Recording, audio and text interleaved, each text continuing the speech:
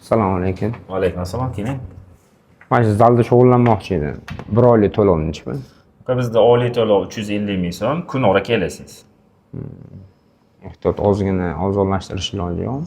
Aka bizda maxsus ilova orqali programmalashtirilgan kompyuterda narxlar kiritib qo'yilgan boshliqlar tomonidan o'tib bera olmaymiz. O'zi ishlarim yaxshi emas, moddiy ozgina qiynalib qolganman. O'zim sog'lig'imga ham qarashim kerak, qaramasam bo'lmaydi. O'zim ham ozgina figura chiqarmoqchiman. Ozgina bir yordam qilmasangiz bo'lmaydi, to'g'risi. Ozgina yordam qilavering endi.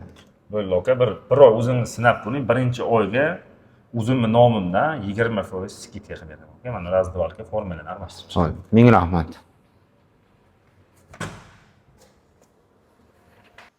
Ya aytmoqchi, narsalar olgandim. Shuni ham bir ko'rib beringchi. Shu ichkanan do'ri ham olimman. Ashlan olim bir ko'ringchi. İçish yo'llarini ham, necha mahal ichishimni ham bir tushuntirib bering iltimos. Qiz moddiy holatingiz yaxshi emasmi?